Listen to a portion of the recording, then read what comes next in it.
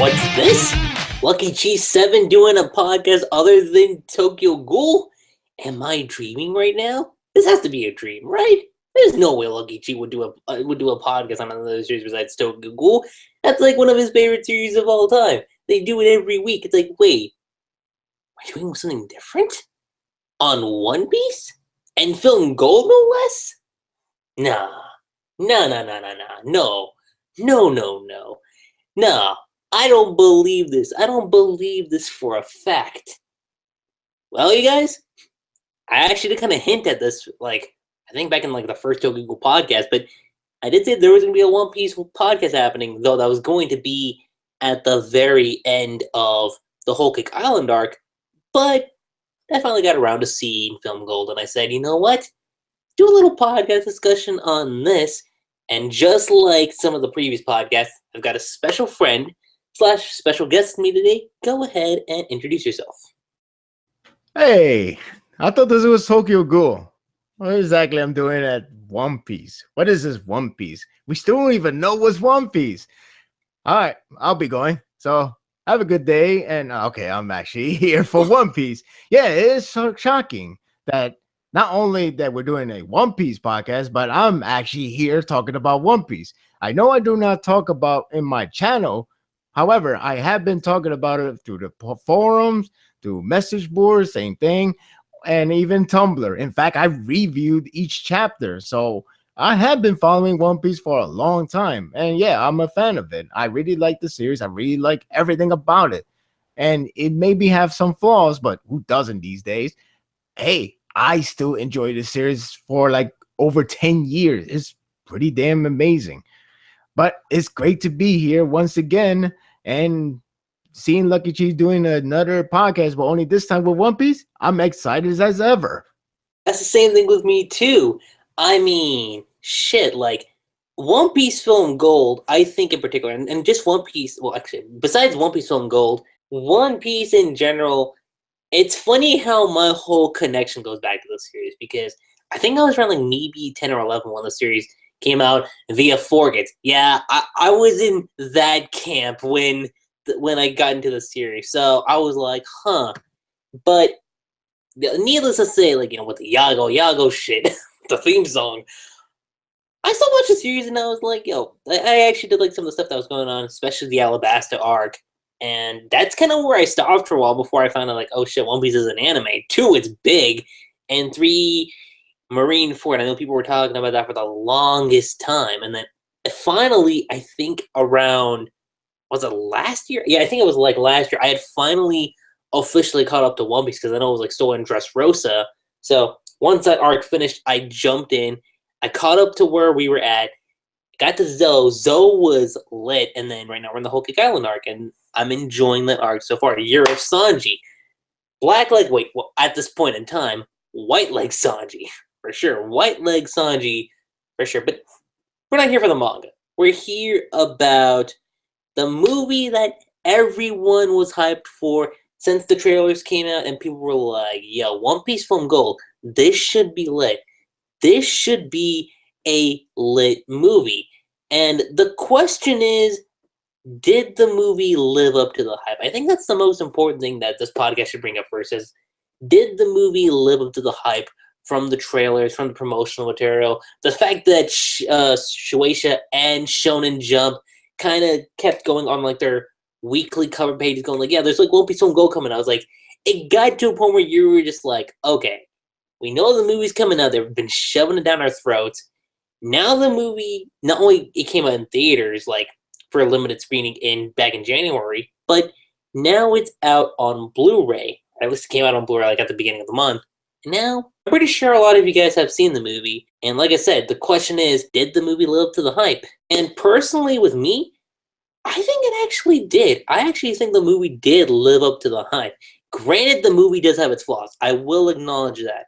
The movie does have its flaws, and we will get into that. But what I really liked about the movie, without going into spoilers, some of the twists and turns that happened, was just how they incorporate one of the new characters that was kind of hinted at in the Heart of Gold TV special, and how that kind of connects with one of the main characters in the from the show, and just how it kind of felt organic in that sense. The villain was interesting. I will say that for sure. And honestly, I think like without going into any spoilers, like the overall premise that the movie brought up was pretty different from what I had thought the movie was going to be.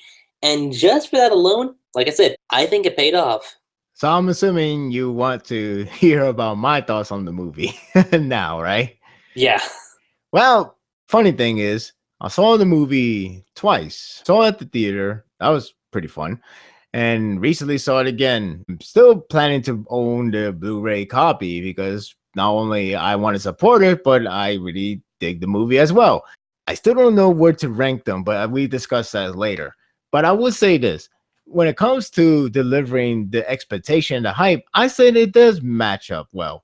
I mean, yeah, like you said, there is flaws, of course, and we will discuss more on that. But in terms of like what do I thought about the movie, I thought it was pretty fun. It was a fun movie, enjoyable movie. It is something that like pretty straightforward in a lot of ways. It's like a One Piece, it doesn't try to make you think a lot. It's not like the previous two movies that's really like a lot of depth, the different side of depth of personality of these villains and whatnot. It doesn't go too dive in this one, but it does serve the characters well as in terms of like the new character, the original character, especially with the Nami chemistry with Karina.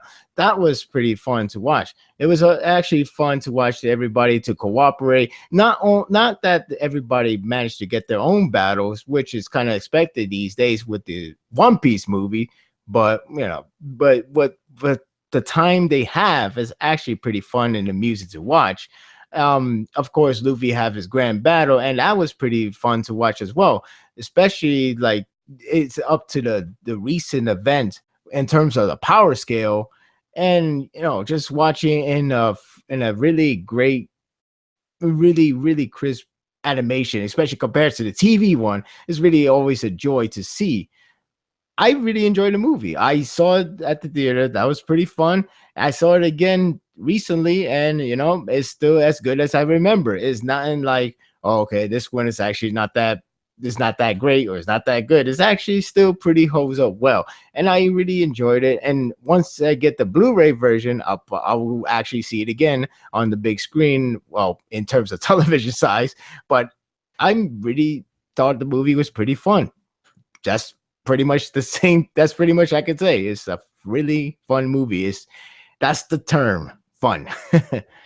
I can agree with you on that too. I mean, how do I put it this way?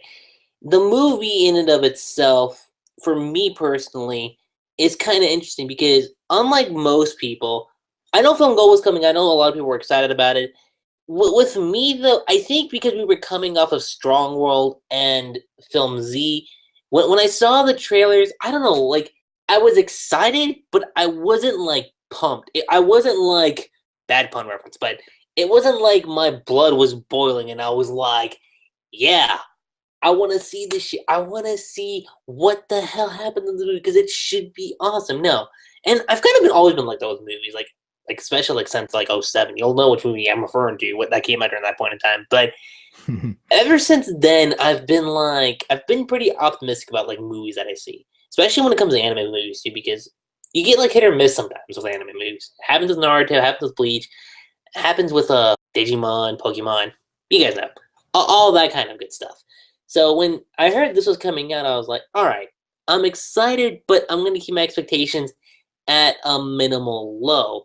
And I know the movie, when it comes to like the fan base of One Piece and just like anime fans in general, it's not really divided, but you do have like a small minority of people where they're like, the movie didn't really live up to my expectations. And maybe it's due to the fact that a lot of people do get hyped. Like, they probably had their expectations like too high to the roof, and it maybe like the hype was maybe like too overblown for them, and maybe that itself kind of ruined their expectations when it came to the overall movie. Which was, again, for me, it was the complete opposite. I was initially going like, all right, let's see how it is, and then by the end when I walked out, and especially seeing it again recently, it paid off pretty well. Now, I think one of the big things before we go into like the actual details of the movie, how does it stand up compared to the other two movies, between Strong World and Film Z, respectively, I think, my personal opinion, I think it's a little bit better than Film Z, just a little bit. But to me, Strong World is still the best One Piece movie, and I think I think it's more so because for me, Strong World kind of had a lot of connections to Arlong Park, and because that's kind of like the big art that made me like continue like reading and watching One Piece because I just love like a lot of the stuff that happened there, like with Arlong and like the Marine that kind of just like took all like Nami's like what's it called, like all the berries that she shaved, like all everything with that arc. I was like, okay, the fact that they kind of implemented some of that stuff in Strong World kind of like really resonated with me, and it kind of brought back a lot of nostalgia that I felt with that arc in particular. So with me, and again, just the fact that that movie centered around one of like the key pirates that wasn't like Zoro or Sanji, or and especially like Luffy's the main character, so I kind of have to exclude him. But the fact that Strong kind of resonated a lot with Nami, and she was practically one of my favorite characters, I was like, this film is like my number 2 film, with Strong being at number 1. And that, again, that's just my own personal opinion right there when it comes to like where the rankings go within the One Piece films. But Sparta, what's your thoughts on that when it comes to like your thoughts on where these movies rank as far as like between Strong World and Film Z and now with Film Gold? Well, now you put it that way. Like I said, I kind of have a little struggle on where to place them, but if you ask me on a whim, I'll say it might be my second favorite one out of One Piece movies because, like, I mean, I saw Z not too long ago too. I finally saw Z. Actually, it took a long time for me to watch Z, and that came out like over 4 years now, which is weird because if I'm a fan, why haven't watched that? But that's not the point. Point is that I've seen them fresh, so I remember a lot of the content. I remember the action. I remember the characteristic from these villains, these heroes, whatever, the original characters, the newer characters, the returning characters, the unexpected guest one, whatever. So I remember everything about it. And you know, if I have to say one thing, I almost was going to side with Film Z over Film Go, but I think because the fact that it was a lot enjoyable with the Go one, and is the fact that it's like, you know, not only is a recent update with a lot of cool content, especially with the Gear 4 and all that jazz, it uses up a lot of traits of these characters and in a very fun way. And the way how they explored the whole ship it's a ship, the whole casino thing, it's like building the world building itself is really good. It's really fun to take. Kind of wish you have an arc instead of a movie, even though it works well with the movie length. I would actually love to see in a anime manga length. Basically, you have all the control you have. You could extend it to like 10 episodes. Depends how you do it. Don't drag it out. Don't bandage or something. But point is, I like the world building they did in Film Gold, and it's just intriguing. It felt like it was something that you kind of wish you would see more of it. But even so, the movie does enough job for it. And Film Z, you know, it focused more on this tragic kind of characteristic, which I actually like. And I would say I do prefer the villain from Film Z, mainly because it was more focused and mainly because it has more of a tragic feel, while the other one has more of a sinister, and it could have gone to the tragic feel, but it kind of, well, I don't want to give it away, but let's just say maybe it was not the intention. So if it was not the intention, it's understandable. But if it was like, you know, going to for that approach to make him like a very sympathetic or something like that, it didn't do the right timing. But I guess I'll discuss that later on. Maybe depends on what discussion we're going over. Bottom line is that I would choose Film Go mainly because for the entertainment value and the way how they explore the way how One Piece is always known for, with the explorations, the world building, the creation, the imagination. That said, with Strong World, that is actually still my favorite because not only is like the first of Oda being worked on, like I mean, I think Oda doesn't do other movies. I mean, he's involved with it, but I don't think he's like 100% out of on it. But that's not why I liked it a lot. I like Strong World a lot because it does connect to the world itself, no pun intended, and it really makes you feel like you are seeing something, a brand new development that you could only get out of the movie. And it's a lot of intriguing to see these characters to get developments when it's done among the self rather than a brand new character, which is nothing wrong with that. But you're already connected with these original characters from the manga, like Nami, Luffy, and whatever. So when you have Nami being involved with a lot of things and actually being developed, it's actually pretty intriguing because you already know these characters. So you don't need to grow up. You don't need to find out about these characters in one movie, this original setting. So there's nothing wrong with that, but it makes it easier for people to get invested in. So with me and Strong World, I was already invested with the concept, the villains, the whole was at stake. It was like, really, it was just such a One Piece movie. Like, it's kind of like how Battle of Gods. I know some people have mixed feeling about that movie. I'm mainly on the animation department, I think.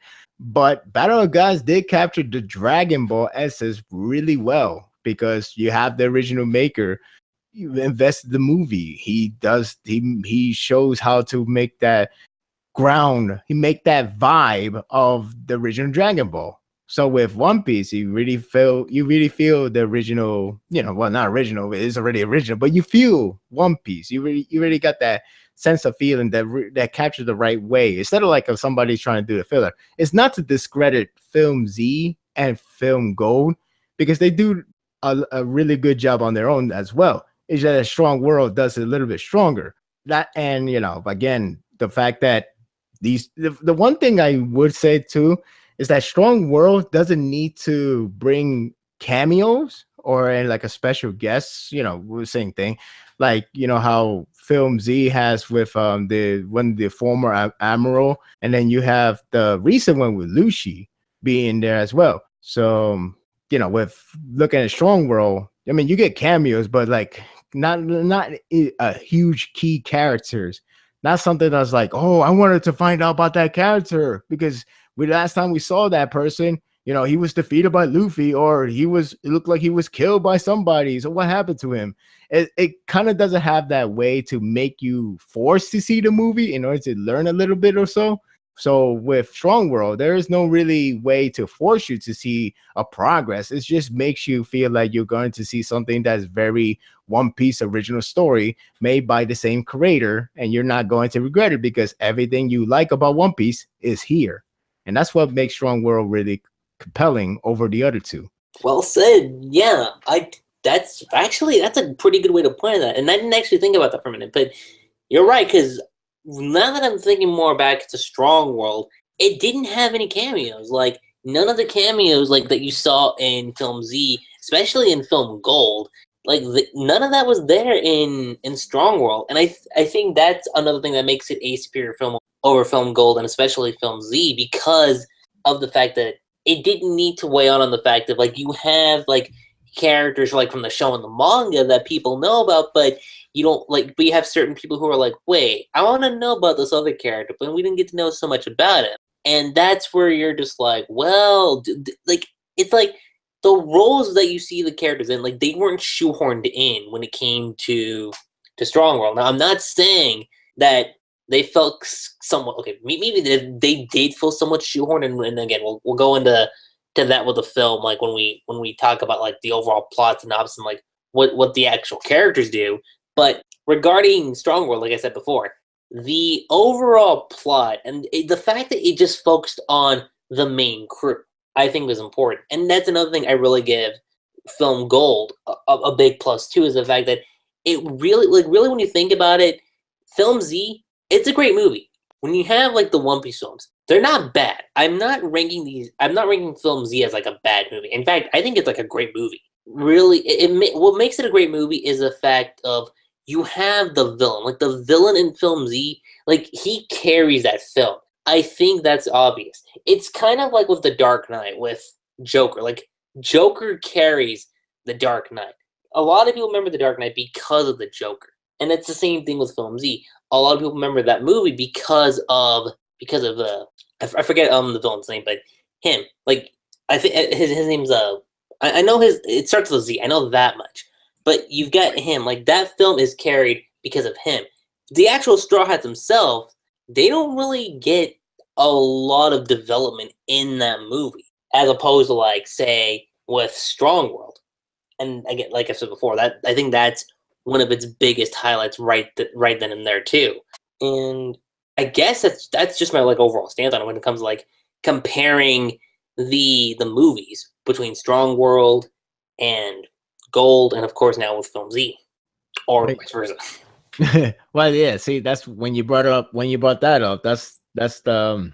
I guess that's one of the drawback that some people will have is that with Film Z, the Film Z, like the upper edge does has a compelling character in terms of like the tragic route, and the villain was actually had depth have put in depth, and I really like how it's like kind of shift focus to other characters, though we would like to see more of the Straw Hats as well, or make a have Straw Hats to be involved. I guess that's their it's like a double edge. At least that's how I see it for in my view, at least. Like it looks like it has that double edge side. Like yeah, it does a really good job to bring like a original story of a marine, a villain in this case. And with Strong World, you got like everything about it. You got the original main cast. You got original characters as well, the good guys, but they were not that much of a main focus. They were like the one that's asking for a savior, asking for help. It's the same thing with Film Go, but it was only like I wouldn't say brief, but it wasn't too focused as well. It was the more shiny point for Film Go was on Karina, because not only she's got a lot of focus, but she's also connected with Nami, which is good enough for us to be like, okay, I'm interested to see this, because I'm seeing one of the characters that I know that I have been growing up with getting some connections, getting development, getting something out of it. It's like, with Film Z, you could try to argue about with Luffy, but it feels more of a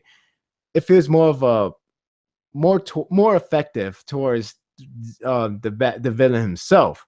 Strong World, it was with Nami as well, and some other characters, because they have lost Nami, and Nami felt like she was about to give up everything for the sake of her home, which is, like that's already a stake, is something that's a struggle, that's something, a conflict that we have with these characters.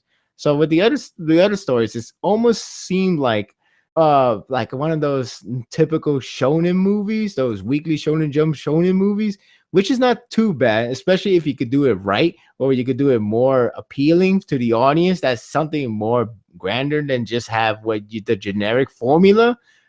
But with Strong World, it feels like a lot original, and it just feels like you're seeing you're seeing something that feels like it could be done in an anime or manga length, and that's good enough for a lot of people. That's good enough for me, at least. Right back at you, man. Well, I mean, to each of their own. Like again, sometimes I kind of see myself flipping with Z and Gold, because they both have their strengths and weakness. Strong World, I think, is just going to remain as number one for a while. It is, because it's like you said, when you have the fact of, because Strong World really, it's one of the big strengths that Gold has too. It's the fact of it, like one of the Straw Hats, like besides Zoro and Sanji, gets a pivotal focus within that particular movie, and you feel really connected with the other characters on the Straw Hat crew, because that's one of their members. So when you see the stuff that's there, it's like, whoa, like, okay, well, what's gonna happen here? And I think that, again, that's one of its biggest strengths there, as opposed to Film Z and of course with Film Gold. That being said, I think now we can finally talk about like the overall premise that Film Gold presented regarding the trailers. Going back to that for a brief second, we didn't really know what the overall plot of the movie was going to be about. As far as what I've seen anyway, because I kept up with all the trailers and stuff, and it's interesting when you look at the trailers and then when you look at what we actually got, because, and I'm not saying that in a bad way, because I think it's one of the film's biggest compliments, because movie opens up, the Straw Hats are going into Gran Tessoro, the big casino ship, and okay, this ship, holy shit. This ship was massive. I thought it was an island. You've got a city, essentially. You've kind of got like Vegas, like on top of the ship, and I was just like, I was like, wait, what the hell? Wait, like I couldn't believe what I had. It was like you got like downtown Tesoro, and I was like, all right, like I'm definitely getting like the Vegas vibes here. Like the fact that you like all like, I'm not saying like Vegas is like covered in gold and whatnot, but it had that Vegas feel to it. It certainly does. I like I said, I like the world building it does for gold, is not only because it's just purely gold, but they go every detail on how they work, how did the whole gambling system work, the jackpot. The fact that they show how their motor vehicle runs. It's not even by engine, it's like some turtle thing. It's so that was interesting. Yeah, I was like, yeah, this is definitely One Piece. All right, the whole idea, and then when it comes to the abilities, like one of them is just like straight up One Piece 101 in terms of like how to do some wacky imagination when it comes to the Devil Fruit ability. Like it's, I don't want to give it away, but it's just so silly, but it works because of the nature of the series. It's like the most silliest power I ever heard. It's the way how it works, at least. The way how that character uses. I'm like, this feels like if I was playing RPG and if I was drained, I'd probably keep on dying. That's how I see myself from that. That's one way you could put it. Yeah. This is I guess it hits closer to the vibe that you're familiar with the series with Gold more so than Z. I mean, it's not to say Z was doing everything wrong, but it's just it felt darker. Z was darker. It was definitely darker, and I liked it, and I like every second of it. I like like I said, I like how it goes down. It breaks down on this how this character become that person, how everything reflects it upon him. It was really good. I'm just saying film Gold is more of a relaxing but very entertainment one, because you got everything what One Piece has been doing for a while, building up the world, having good comedy, relaxation, and just a downright fun. That's how One Piece has always been. That is true. And it really shows, like, when you have like some of the craziest events that happen, like when they're having this whole casino thing happen, okay, because of course Nami all about the money, and they're like, okay, we're here, we want to have fun, so let's have fun. You have this whole race sequencing that happens with Luffy, Chopper, and I think Usopp. I definitely remember it was Usopp, and that race sequence was stunning.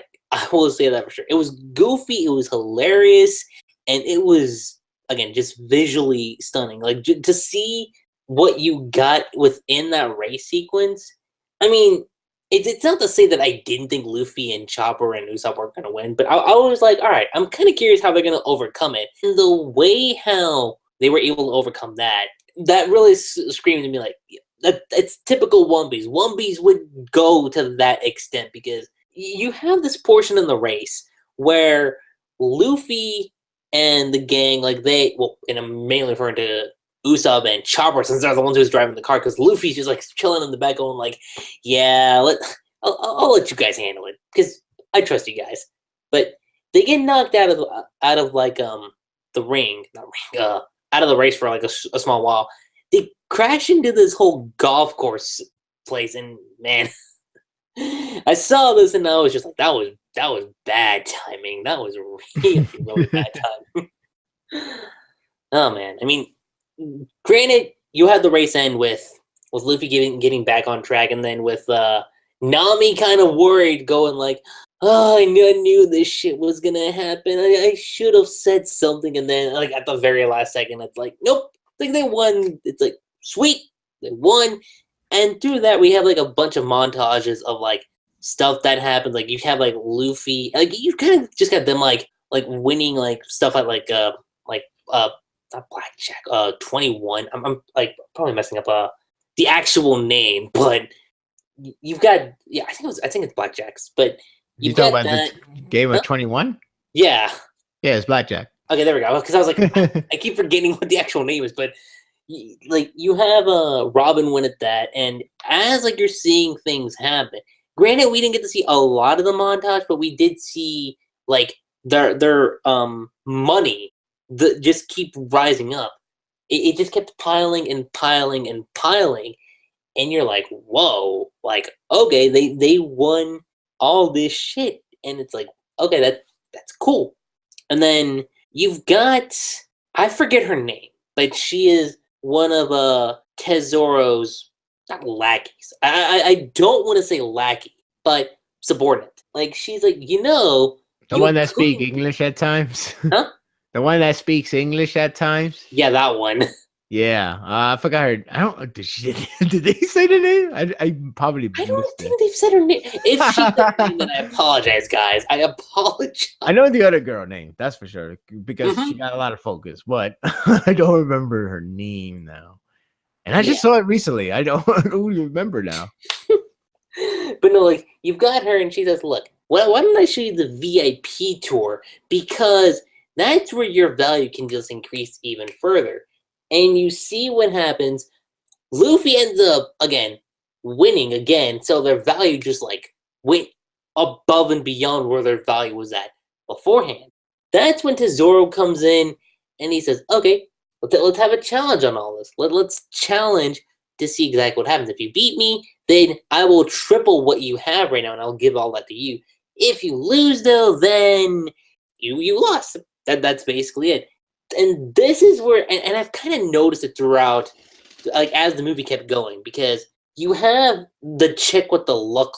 That's kind of the thing that's been going on. This whole thing regarding the casino, with them winning, has just been through sheer luck. And right when she takes off her glove and she holds Lucy's Luffy's shoulder. We're not in Dressrosa anymore, man. It's been 2 years. Shit. But by the way, I remember her name. I can't pronounce it right, but it started with a B. Baccarat. I'm not sure how you say it right. Yeah, I remember it because Tessero. I'm doing bad with names today. Tesoro. Yeah, I remember him saying not constantly, but I remember him saying it. So yeah, that was somewhere around the name, but yeah, I can't pronounce it right today. But yeah, she does have a name, everyone. She does have a name. Yeah. So she touches Luffy's shoulder, and from that, all the luck that he had just went away. And this sets up a big scene with Tesoro and the Straw Hats. Zoro is about to go in, and right when this happens, you're like, whoa, okay, like shit, like you kind of knew that shit was about to get real because of the fact that Tesoro has the gold fruit. And I gotta say, like, with the place that he was in, the scenario itself, it was kind of terrifying because initially you have this random guy just laughing at like the straw hats, like, huh, like, yo, those straw hats, like, yeah, those pieces of shit, yeah, like they're here. It's so funny. And then you just see Tesoro, like, did I give you permission to laugh? I don't think I did. And that's when the tension spreads in the room. All he does is let go of like his golden ring, one of the golden rings, and that itself apparently kills one of these citizens that's there. And you're just like, whoa, oh shit! Like he can manipulate the gold, and when you saw what he was able to do, it's like, I don't want to mess with this guy. I really don't. So, yeah, that was pretty hardcore actually. Now that I remember that scene, that was like, wow, damn, that's pretty messed up. Like I thought he was gonna, make him to go stone him, I guess. But Now that I think about it, I guess that does mean they do die. Because I remember the other character didn't get turned to stone completely, so he wasn't dead. So yeah, but the way he did it in that scene was actually more terrifying because he didn't turn him into complete gold and be like, oh yeah, now he's dead because he's turned to complete gold. But it's more like I'm gonna turn gold. I'm gonna turn one part of that area gold. It's gonna be covering your face. Therefore, you cannot breathe anywhere else. So you're gonna suffocate to death. Have fun with that. And then Like, that's what happens. yeah. I was like, oh, I thought he was gonna freeze him, like golden him. Like, oh, that's pretty messed up. But the one that he actually did, it was way worse than in my imagination. So I was like, huh, that's dark. You were like, okay, shit's about to get real here. I'm terrified. Yeah, seriously. I do like how nonchalant Luffy was, especially when he made the bet of the lifetime. He's like, "Oh, I lost." That's all he said. Like he didn't make a big deal. He said it so nonchalantly, and I was just like, I was like, you I'm do like, realize if I was in this situation, I wouldn't say I'd be crying, but I'd be like, damn. Yeah, I'm like, you do realize you owe debt for eternity at this point, right? Mm-hmm. But yeah, like again, again, you would think that, like, of course, he is a threat, but you would think that there would be more to that point. But instead, you got like intentional comedy scene of when Luffy gets technically struck down because apparently his luck literally ran out, and not implying just for the casino games, but in life in general. Like, oh god, he has a stomach ache because bad luck. That sucks for him. But the worst part of all is the slipping on the banana peel. And for whatever reason, that became a running gag for the entire movie. It did. Not for Luffy only, but just in general. Whoever gets caught, you automatically have to slip on a banana peel for whatever. For God knows why, but it's hilarious to actually see it in motion. I was like, wow, I never thought I would laugh at something so simple. It feels like one of those like bad cliches that you see, but here it's like, wow, it's actually used effectively. Yes, that concept about the luck drain is just funny. It's so weird because it's just so One Piece, but that's how it works, and it's just funny to see how it even utilize it, especially towards the end. It's like, okay, that is just way too stupid. Oh my god! But yeah, that's the gist of it. That's the gist of that. Like, it's funny because when that whole scene happens, because again, Zoro essentially gets not entirely covered in gold, but a good majority to a point where he can't even move. And Zoro tells him, look, all you have to do is pay off the debt. And Nami's like, well, hold on a minute. Like, you can't just sell out Zoro like that. And he said, fine, we'll have a deal then. I'll give you guys one day, tomorrow at midnight. If you guys can pay off the entire debt, I will let you guys. Well, I don't know if he said he'll let them go, but he will essentially free Zoro. And I was like, all right, so the main meat of the plot was about to kick in. And right when this whole situation happens, that's when you have Karina show up. And immediately, and again, Karina's kind of been a character for me where I've been kind of interested in knowing about her since the Heart of Gold film. And that's something we're going to say like a little bit like later on when we discuss about Karina's character. But when you see what she does and she tells Nami, like, hold off, like, Nami's like, oh, like, wait, you look familiar. You look really, really familiar. And initially I was like, all right, so I knew based on that they had some history going on. So in a sense, Karina's kind of the reason why they were able to make the deal and for them to, in a sense, get away from Tesoro for the time being. And it went so far to a point for Luffy, again, because he's having bad luck. He's hungry. He's like, food. I just want food. Usopp's like I don't know if food's the right point, like, but Zoro would want it. He would want us to eat. And Chopper brings up a good point, like, well, they do always say that you need to eat because if you eat, then your brain can start functioning and all that other shit. So that itself, you're like, huh, okay. It also gets funny too because Luffy's stomach starts rumbling, then you have Chopper, and then you had Usopp, and then you had, well, I don't know if you heard Sanji and Robin and Nami's, but they're about to go, and that's when Karina shows up again. She basically steals, or in a sense, like pickpockets Nami's wallet, only to find out that she also pickpocketed Karina's wallet.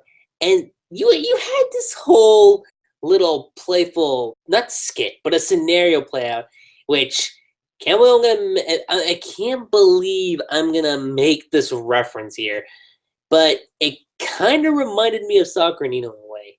Like when you have like the bickering that goes on.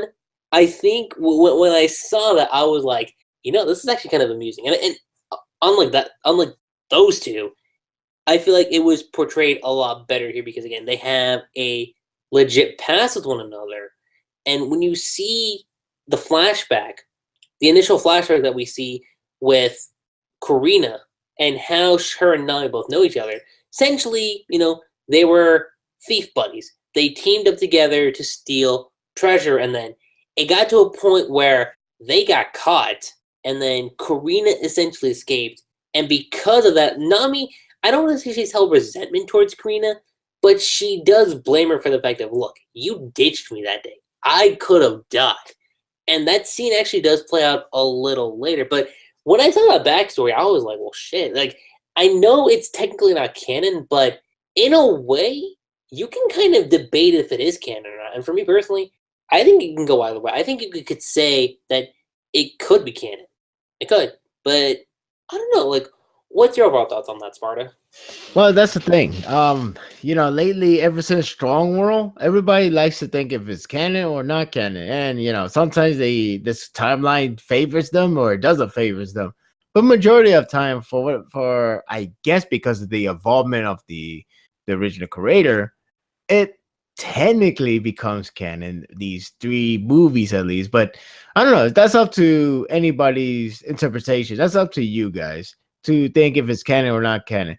But the one thing that I would say that maybe it will get to the point that it might not be canon if it's like, say, like, with Film Z, there was a character that was like a very question mark on the Strawhat crew's side.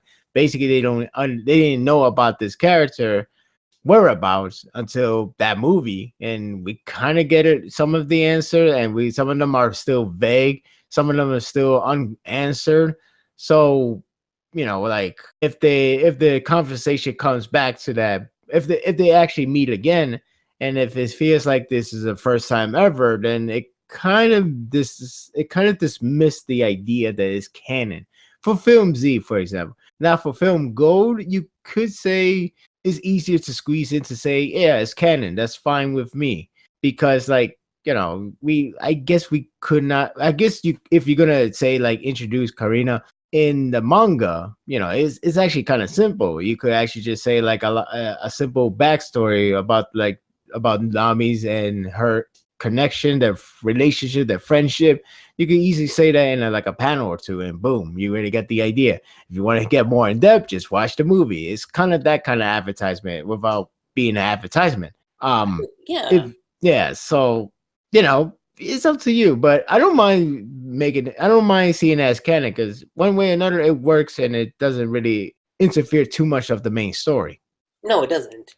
In fact, in a funny way, I feel like Film Gold is actually kind of like a self-contained story in and of itself.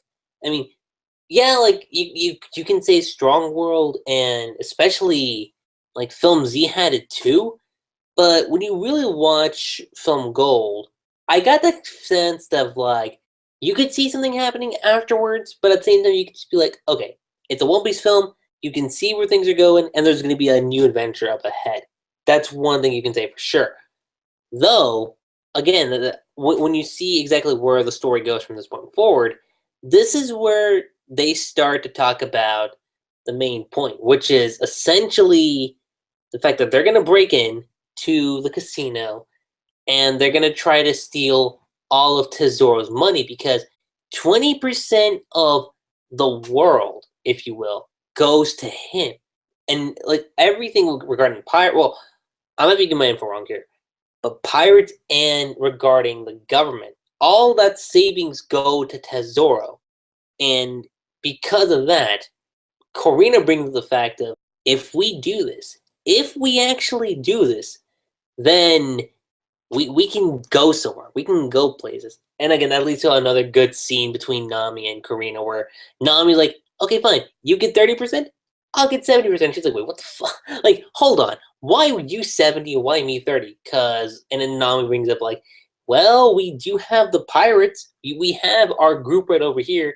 So we got to split between them too. It's like, no, we're not going to have that shit. And again, the comedy timing in the movie is just perfect. So the way how you have this whole thing planned out, it turns the film into a heist film.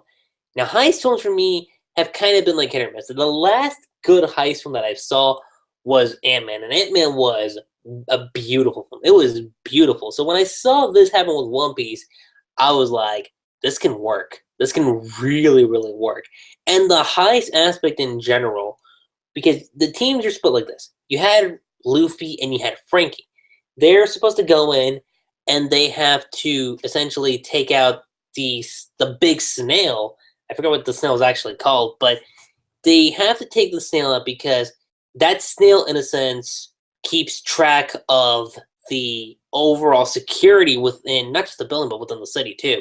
So by doing that, they can also try to get to the vault faster and steal the cash. Meanwhile, you have Team B, which is consistent of Nami, Corina, Chopper, Usopp, and Sanji. And again, their whole objective, while they get the security team off not off the rails, but essentially, as they keep the security like shut down, that can give them the ticket they need to gain access to the vault. And thus, by gaining access to the vault with the cash, they can also free Zoro. That's what the plan is initially. And the plan goes pretty well for the most part. But something screws up. Something always screws up. No, well, it doesn't always screw up in a heist film, but as far as this particular movie goes, Luffy. It's always Luffy. You kind of know that Luffy's going to mess up somewhere at some particular point. And it happened here when he's about to set the snail. He's about to drop the charges. And then you have the guards there. They're looking. And I think what made the scene even more funny was the fact of Luffy's there. Like, you just have this one specific pose of Luffy. And it's like broadcast throughout like the ship. And they're like, whoa, like, hold on. Like, what the hell's going on here? And you have some of the members from Tesoro going like, oh shit, we have an intruder. Thus, we lead to a scene where Tesoro shows up and he sends Luffy and Frankie, in a sense, not hell, but the underworld part of the ship. Now, when I saw this, I was like, huh. It kind of, not the lost city of Atlantis per se, but it definitely felt like one of those like abandoned old civilizations that you see, but it's entirely covered in gold. And when I saw this, I was like, huh, that actually looks pretty cool. Also, like when you're seeing just that scene alone, again, the heist aspect in particular, before we jump into the final act of the film, I think it played out pretty well. I mean, what's your thoughts on that, Sparta? You said the heist? Yes. You're not from the Strawhat crew. Mm-hmm. Oh, well, yeah. I always had that Ocean 11 vibe for a moment there.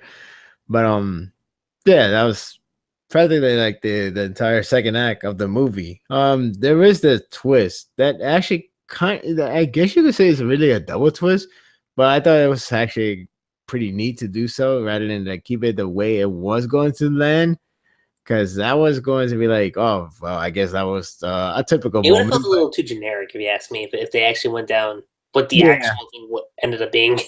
Yeah, I mean, it kind of reminds me of the other movie, not One Piece, but like another movie entirely, with the whole, it was kind of random and it felt very off key, but the whole, like, I was like, oh, too bad, I have been lying to you all this time. Yeah, she was working with me, but too bad for me because I against you too. I'm like, sure, go, I go you. So it's not the exact same thing with One Piece. You could take it in, that whole thing, the whole thing with the double twist. You could actually buy that. And it was actually pretty neat to do that kind of twist. let alone the fact it really works well with Nami or the other characters. Just in general, the whole connection. It actually makes it more rewarding rather than something like, oh no, all this time we thought so wrong. Now I gotta look at that person differently once again. But instead, it keeps you on track and it makes it more enjoyable just to see how it pulls off rather than the way it could have gone through. So that was actually pretty neat of the movie. Oh yeah, I can definitely agree with that too. And like I mentioned a little earlier, the fact that they split up the teams into the two factions, I think actually worked out perfectly. And the fact that you had this whole underworld, not underworld, but like you kind of have like this lost city vibe where you're essentially like where Frankie and Luffy are like trapped underneath like the ship. It's essentially the place where everyone goes when they commit not crimes per se, but well, yeah, it's essentially a sense of like you commit crimes and this is where you're sentenced for life. And when you see like where they're at, it's like whoa, like even this place itself is like covered in gold. Like the dust itself, the sand, everything. It's like whoa, okay, this is actually really really cool.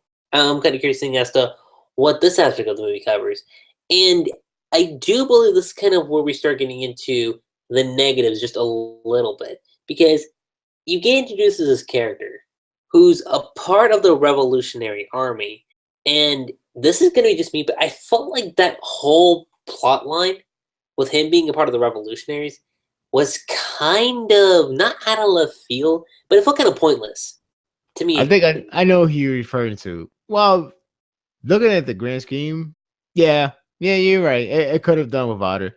Didn't really go. It didn't really add too much value to the movie, let alone the premise of the Revolutionary Army. It could have worked without it. It would have just be like, okay, it's just another character, which would have been fine one way or another. So try and make him into an established member of an army that's canon to the entire lore of One Piece, it's pretty big to do so. It's as if to say, like, well, look at this character. He's so important because he's part of this army, rather than like, oh, look at this character. He's actually kind of cool because who he is. I mean, like, yeah, who he is was neat for a person who's just introduced for a short while, but to make him into somebody that's from that kind of group, it wasn't necessary to even do that. I No, it mean, was no, it really wasn't actually. It was just I almost forgot about that. I was like, oh wait, he's a member, huh? But it didn't really come across to my mind like about that. Like it didn't make me think so much about that, even if they say it like more than twice. I was like, oh, okay.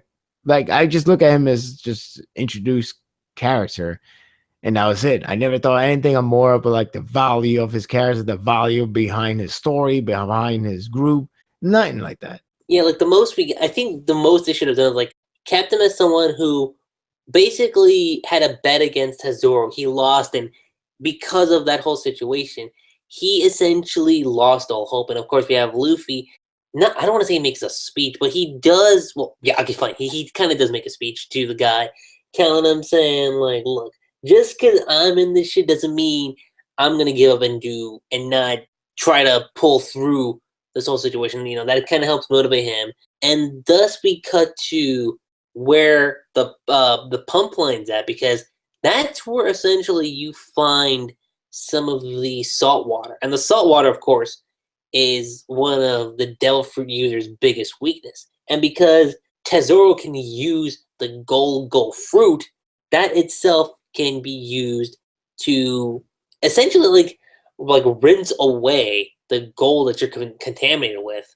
Because Luffy and Frankie, after the point where they essentially rush in to detonate the place, you know, the large communicator, the large snail, the large snail. The fact that they got caught, the fact that they went in, and Tesoro said, "Okay, as punishment, you're going to be somewhat solidified in gold." And through that, we cut to this little place where they have to go to the pump line. Thus, they use that to essentially free themselves from the gold. And this is where the film actually gets really, really interesting, because again, that's when the third act of the film comes in, because this whole double crossing thing when this whole scene takes place, I was like, my initial reaction was like, oh, I was like, we just had this great bonding happening between Nami and Karina. And when this whole scene happened, I was just like, no. I'm like, no, no, no, no, no, no, no. I'm like, did you have to go that approach? Did you really have to go that approach? Because it's not the fact that, okay, yeah, it did feel cliche, but at the same time, I was like, because you really felt something for Nami and Karina, especially, with their flashback and everything. It's like, all right, so yeah, we had a rough time back then, but now we're kind of like starting to patch things up, and especially when you have that scene when they're just like kind of looking at something, they're just having like this conversation with one another. It was very heartfelt. I thought it was a nice conversation, but then when you have that thing, that's like, well, okay, shit, like you find out like it's all just an act. But I think what makes it even grander is the fact that not only, okay, because initially Karina dupes them into thinking that, okay, the vault's here, but then you find out like, oh, Tesoro does this often because you have some of the other members of Tesoro too, just doing this whole thing from time to time when new members show up to Gran Tessoro. That happens. Thus, that leads to Gran Tessoro doing what he usually does, with this Sky Theater. The entire, like, right when he's about to execute Nami and Sanji and Robin and Chopper and Usopp, because he catches them within, the Go-Go fruit. That itself, like, it manages to shut down the ships, and right as this whole thing's going down, because they get to a point where the salt water essentially fills up the pump room, and that itself bursts into the sky, and the entire golden area, like the whole ship, where everyone felt the contamination from Tesoro. The fact that this whole, like, the salt water was able to spread through everyone within the ship, they're no longer under his control, and thus that helps them gain freedom. This is where I think this whole objective really stood out to me.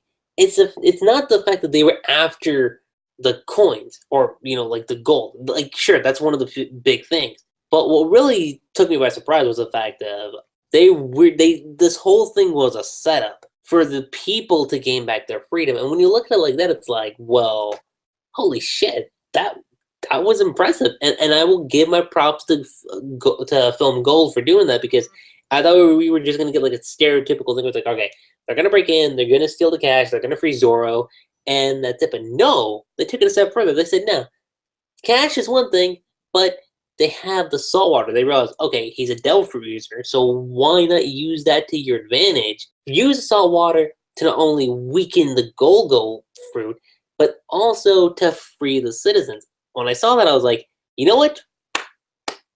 Film Gold, like, that is A+. That is like definite A+ on my category. But Sparta, like, how did you feel about that when that part of the movie came up? Well, it's like I said, I was in a way I was actually prepared for what's going to happen, like the twist, especially how like that one part right before they start the mission. Basically, you could say the calm before storm.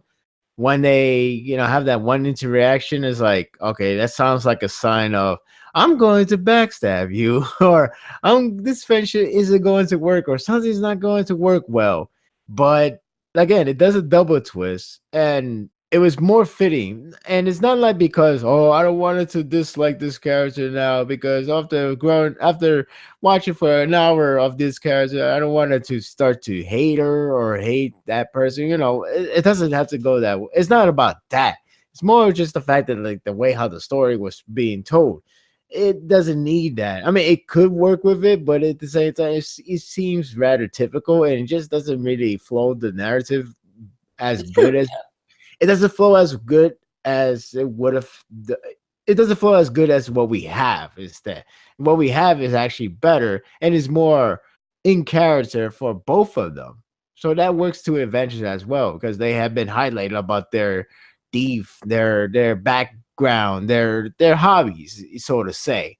So it actually fits perfectly when the way how they portrayed it by the time when they entered the second twist. And it was like, oh, that was great, because I didn't need to worry about the long drama, the like it could have been like a more drama piece of like, oh, Nami is so sad. What we gonna do? How to repair her? She has to fight revenge and stuff like that. Something typical that you already seen. I mean, there's nothing wrong with those moments, but the way how they did it in this movie, it was actually pretty neat because it's not only different, but it's actually it remains true to the characters. It remains true to the nature of the entire movie itself, because you know the whole casino, the conniving thieves portrayal, and you know it has been emphasized so much for the movie. So when that scene happens, it's actually pretty clever in a sort of way, and it makes Nami looks really smart and outshine the villain himself. So that was actually a big plus as well. Everything about it was pretty good. I really like how they did that part, and it was just funny that it segued to the more of a comedy note with Luffy, especially Luffy has like zero idea on what just happened in that moment. Yeah, I was like, well, because at first I was like, wait, hold on, Luffy didn't know, but I'm like, no, wait, that makes sense, because if he knew, then the plan would mess up even more. Exactly. Yeah. And it's funny because I was saying to myself, I was like, okay, they explained every single detail of the plan. How can we not think this will go wrong? Right? Because when you explain the plan, you know it will never, ever happen today accordingly. Because if it does, that would be very shocking in terms of, at least in terms of media. Oh, in real life, you could say this, you could argue the same thing, because sometimes when you plan something in your list, it just never goes your way. It never goes to your vision. So when he said the plan, I joked myself saying like, okay, this plan will definitely not go wrong whatsoever. And again, so that makes it more great that double twist happened, because it actually fools you. Like it doesn't fool you with the first twist, but it fools you with the second one. So in a way, that's actually kind of amusing to actually be fooled in a different take rather than the typical way. So I really appreciate that moment. Same here. I really appreciated that moment too. And it's actually kind of funny because as soon as this whole thing happens, like everyone's like, they change into their new outfits, like they're all like in like black and stuff. And Zoro, I'm like, all right, so did he change too? Because that thing was kind of like off screen where like he finally gets free, he's like all in black, and then he puts on his headband. I was like, that's nostalgic too, just seeing like the whole headband again. He's about to go in, and the fights, because this is where the third act of the movie comes in. We finally get to the fights. It takes us about like 2/3 of the movie to get to the fights, but unlike another certain movie where we had the first two acts build up and the third act was just kind of like action, and it kind of fell apart.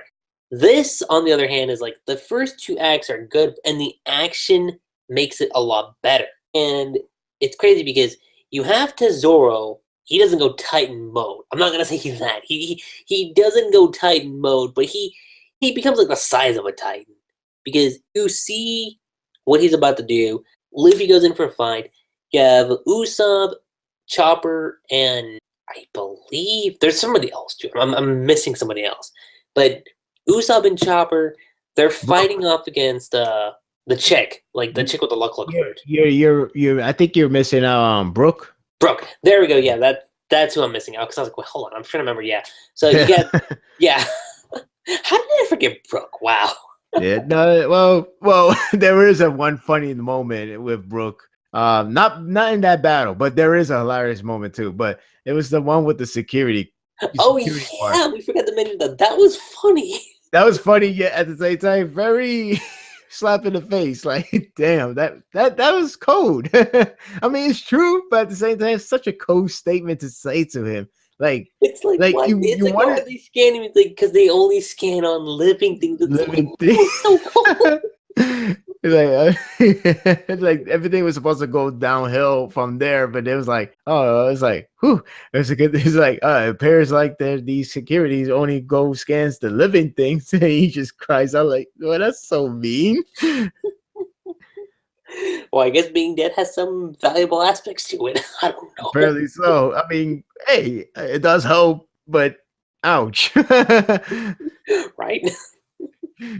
But when you're covering about the whole those three guys going against that woman, I know the beginning part made me laugh so much because it's like it goes to show you how the idea of luck could go way too far Extreme. ahead.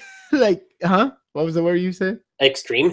Well, yeah, you could say that too. But it's just that it's like when you think of like something that's going to happen to you, and you usually think it's going to happen either immediately or like around 3 seconds. Yeah. But in her action, she does one thing, and supposedly because her luck is amazing, it's supposed to something bad will happen, and her luck will not fail her. So something bad will happen to to you guys, to any of them. So not only it came true, it took like over 30 seconds to actually happen. But it does it so silly, so stupid because the whole sequence that happens, this whole entire sequence, it's all done by one coin. One coin, then it goes to a crazy long chain that so happens to links up to Usopp, Choppa, and Brook. And they were like, "Are you serious?" Like they just stood there. That's the stupidest part. They just stood there. They wonder, like, okay, how we're going to get affected by this. And it took so long that it finally resolved by some crazy luck, which is, yeah, pun intended in all manners, that it just so happened to land at them. And it's like, really? It's like, this is seriously happening? Like, after so damn long we waited, it really hit us. It really targeted us somehow. And yet the banana peel still comes back to be the biggest power of all time. The damn banana peel. They just keep on striking every single character. Basically. Only Oda, or only in One Piece at least. Only Oda would pull some kind of shit. And that's not a negative, by the way, guys. That's not a negative. That's actually good. No, it's not negative. It's historical. That's One Piece. That's not really a negative at all. It's just funny. It is. But getting from that fight, you have the fight between Tesoro and Luffy, and this fight was amazing. I will say that the Luffy and Tesoro fight was really amazing. And right when this whole thing happens, okay, we have like this brief scene with Sabo, and it wasn't Aokiji, was it? Because I get mixed up with him and Kizaru. Wait, who are you talking about? Because during the fight between Luffy and Tesoro like looks over and he sees like the marine ships coming in, and right. You've got Sabo stopping the fight against Luffy? Huh? Was it Luffy? There we go, Luffy. Yeah, there. Yeah. Yeah, I keep messing up on some of them sometimes, but you have that whole thing happening, and I'll be honest, when I saw that, I was like, oh shit. I was like, we're about to see a Sabo fight. I know, in the big screen, no less. Depends if you saw it on the big screen, but I was like, this is gonna be cool, but nope, we cut. I'm like, what? But okay, I get it. The movie's 2 hours long, like surprisingly, exactly 2 hours long. So when I saw that, I was like, oh, we're gonna get that. That's gonna be cool, but nope, we skip it. But was it skipped for the right reasons?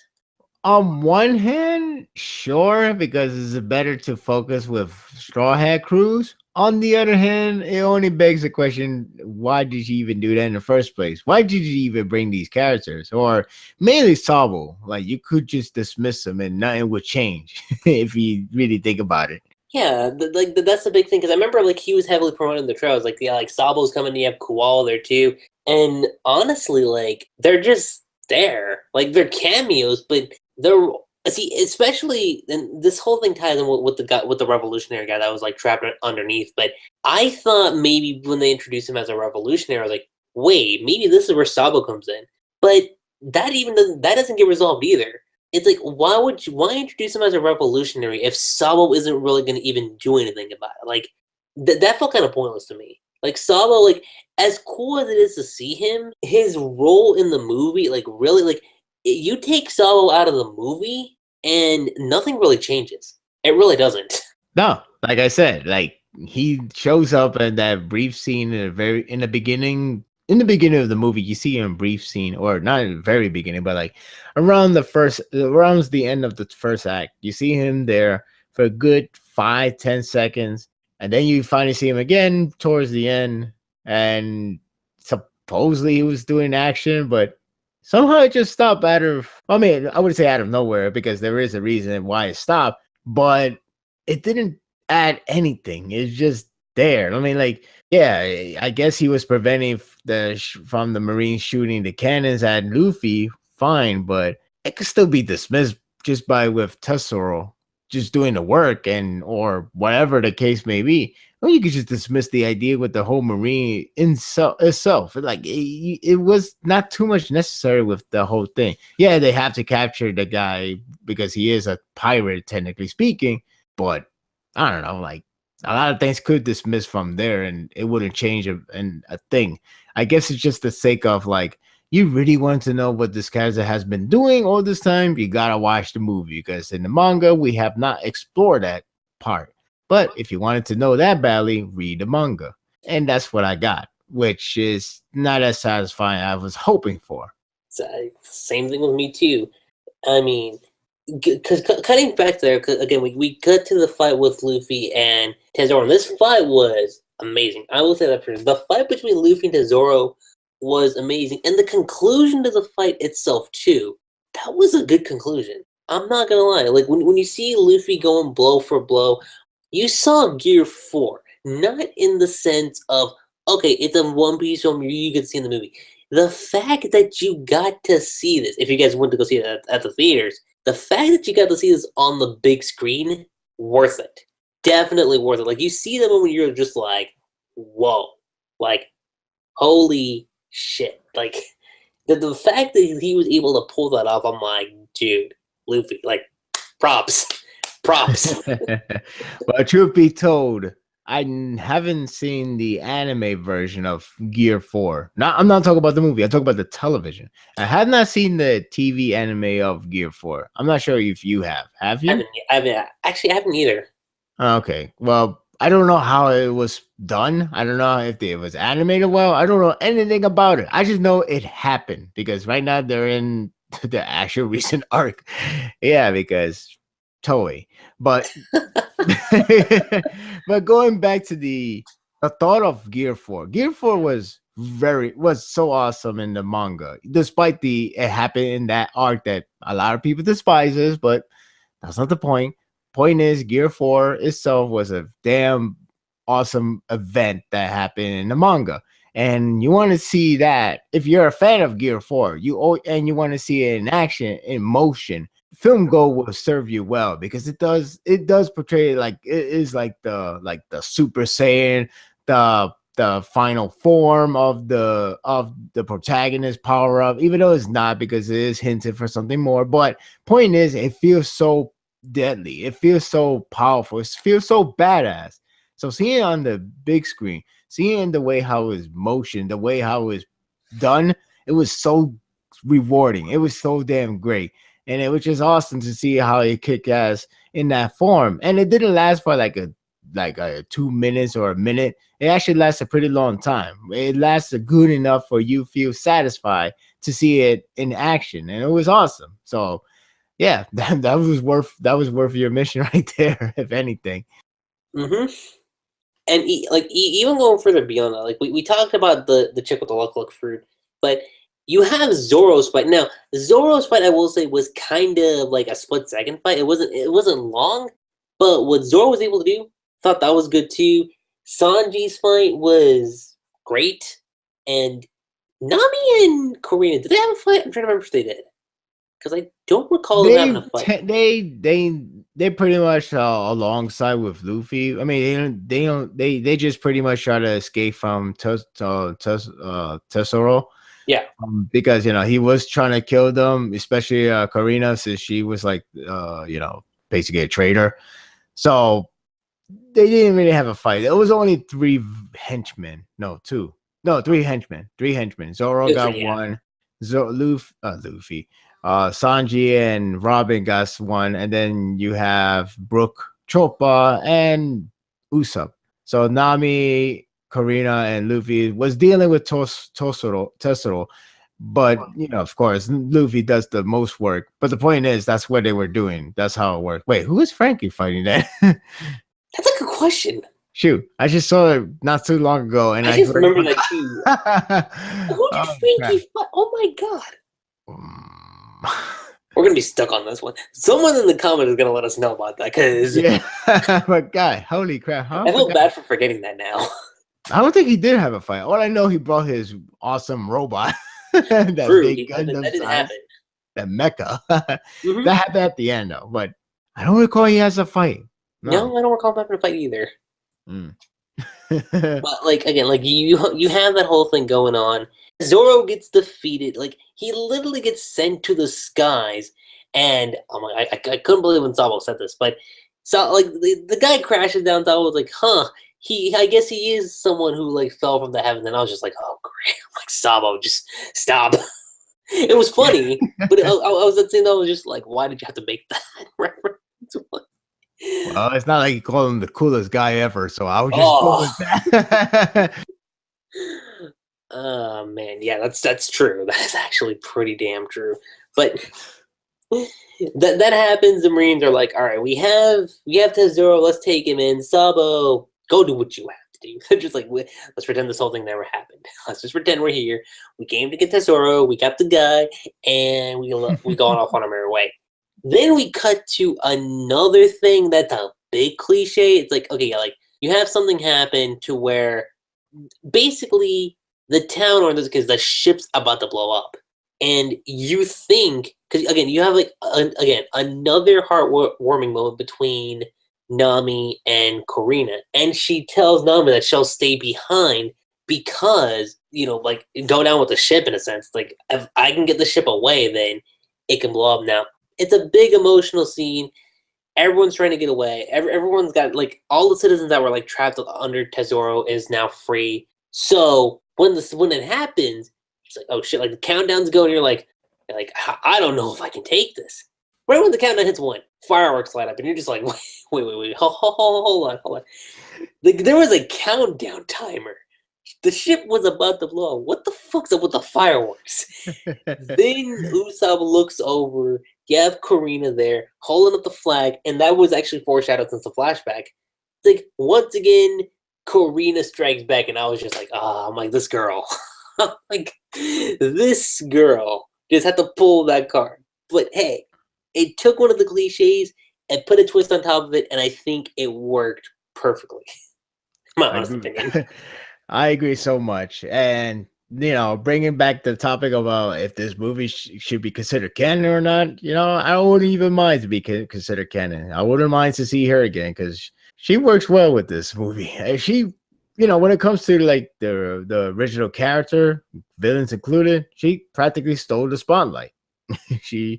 No pun intended. She practically stole the spotlight. Again, it's not because we like the movie. It's not that we like the movie because, it defies the cliches. Oh, we like movie when it defies cliche, escape the troll, yada, yada, yada. It's more of the way how it fits well with the narrative. It fits well with the relationship, with the characters. Everything fits well with the way how it was done. So when it happens, it actually doesn't try to act like, let's make this character to this trope all the time, even though we never built that person up like that. But let's do that now because it makes a good drama. But it doesn't do that. It really doesn't do that. It really just follows the way how it's supposed to be portrayed in the first place. Like, yeah, you will get some similarity moments, but that's just how it is. That's something you can't escape. And they are fine. But like when it comes to like, those sacrifice moments, those trickery, double backstab, whatever moments, it works well because that's their characteristic. That's who they are. So when you make that into a advantage for like some funny plot twist or some clever one, it makes it all the merrier, all the better for the series, the movie in this case. So you just find yourself feeling like, yeah, that was awesome. I like that. And I guess you could say you could go home happy with that note instead of like, I guess we got to sacrifice this character. It kind of reminded me of this video game, which I won't spoil because it's still relatively new to a lot of people. But there is this trope where the person who's supposed to be related or is supposed to be a new character, and you kind of have the sense of feeling like, why this character never showed up or never actually been said before. I guess it's for this game's sake. And then by the time you reach to the end, you expect that character to die in order to make it to like a status quo in some form or way, in a cruel way, no less. But when it does differently and it ends up being a different conclusion, you actually feel more satisfied because it feels like, yeah, we added more to the story. We added more to the character depth. We added more to the entire lore itself. So with with One Piece Film Gold, I can't say it will add to the lore. Depends if Oda really goes back and trace it back with those characters, with the whole idea with that ship and everything, if they ever wish to do so. But either way, it felt satisfying for what it is, and that alone, I'm actually happy about it. I can say the same thing here too. And I know a couple people are gonna bring about the whole freedom aspect of like, wait a second, like, well, like, what do you mean? Because that was kind of hinted at earlier on in the beginning, like when the chick with the luck crew kind of like introduced the Straw Hats to like the Gran Tessoro ship, and you have like those kids walking and like asking for freedom with like the 500 million berries just for the fact that they needed roses, but understandably so. And again, that scene also got hinted at like even further when you have the I want to say manager of the restaurant, when he essentially apologized to the guys who were working for Tesoro, and the fact that he just got beaten up for what the kids, for like, they didn't do it purposely, but what they accidentally did. And just that alone, again, that when you see those two particular scenes, like, they don't feel like they're not like pointless scenes, but when you see those two scenes and you get to the final bit of the movie, like with them using the sea salt water, it works. It really works with the overall movie. And again, like when you get to the end of this, because after this, like, Karina takes off, and you have like Nami quoting like something, like I forget the actual line, but she quotes something that she called Karina like back in the flashback and back when, like, when they met up again, and it was nice. But needless to say, that's when the Marines start to attack, and the news was like, oh shit, yeah, like we get these guys in the back, we gotta like run now, and that's kind of where the movie ends. So my overall thoughts when it comes to the movie, I thought it was an amazing movie. Initially, I was going to go for a great plus, but then I really thought about everything, about how things turned out, especially with the cliches, and how it's how you use the cliches and how you execute them. And I think that alone, when you look at the plot of this movie, it may seem like a typical film when you look at it from that perspective, but I will say pay attention to what happens. I don't want to say it's like a very deep narrative-driven film, but there is a lot of subtleties that this film does bring up. Like, interesting enough, like, it's like, if you gain enough money and enough power, it will kind of corrupt you. And that kind of shows, which we didn't bring this up, but with Tesoro, like in the small amount of flashback that we got with him, because initially he was poor, he had his mom, he told him like not to sing and all that stuff. And initially, all he wanted to do was be rich, just be a star. And ultimately, where that flashback led him up to where he is now. Again, that just shows how corrupt a person can get just by greed alone. And I think for Film Gold, I think that's a pretty strong message. And again, another message that the film brings up is freedom itself. And that's kind of it. But Sparta, do you have any other closing thoughts that you want to bring up regarding Film Z? Well, not really, because you pretty much said what I wanted to say and more. But yeah, that is an interesting point of view that it did come across, but like the way how you explained it was well told and short, no less.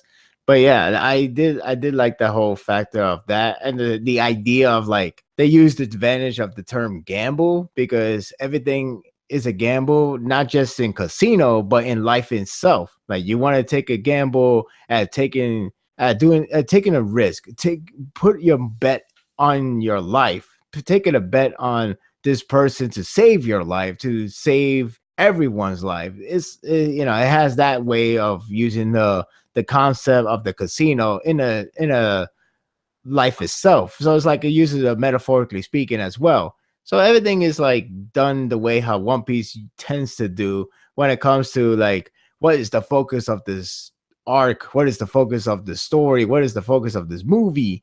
What are we going to, what terminology are we going to take and make it into a metaphorically speaking, like the gamble, what the whole money corrupts the idea, even for a person that once was a poor person. And when it comes to thinking of that money will solve everything, it only makes that person into the same thing that once destroyed him. So it is like, it has that depth in there that I wish it was explored more. But for what it is supposed to be a really simple, enjoyable movie, and that's what it does well. And overall, I really enjoyed the movie a lot. One Piece movies for the past three of them has been enjoyable, has been really favored to the series itself, has been catered to the fans. I thought it sticks to the normal routine, the simple nature, the rightful nature, because a lot of movies or a lot of studios likes to take it a different route and make it into their own type of story, which would be like, that's kind of off character or off putting. But in this case, everything has been in the same line of One Piece natures, the whole One Piece, the vibe, the thing that people are familiar with. I mean, like I said, you could go darker. That's fine. That's all good too. But you could also have that enjoyment, that relaxation that this movie brought upon. So I really like these last three movies, and Film Gold is definitely no exception. I can agree with that too. And I mean, as far as what a future One Piece film could do, I mean, we could talk about that for hours, but I would be kind of curious seeing what they would tackle next after this, because again, right now, so far, like I said before, Strong World is still for me at like the top. That to me is still like the best One Piece movie. This is at a close second. I've said that time and time again, but this is at a close second. And whatever they come up with next, I think it's gonna be pretty hard to top. At the very least, Film Goal. I think it's gonna be pretty tough to like what they're probably gonna tackle with whatever the next film is gonna be. But I mean, yeah. Aside from that, guys, I don't think there's really much more we can talk about when it comes to this podcast regarding One Piece Film Gold. Sparta, it was a lot of fun having you on board again, as always, especially like for the first debut for the One Piece podcast. Oh, pleasure as always. It's great to talk about more of the anime series, manga series, whatever series it may be. First it was Tokyo Ghoul, now is One Piece. So, I'm always welcome to talk about any other type of series, any type of podcast you would like to invite me. I'll be happy to enjoy. Sweet. And aside from the guys, that's pretty much it. I'm Lucky7. SPARDA3g. And we'll catch you guys next time. Peace.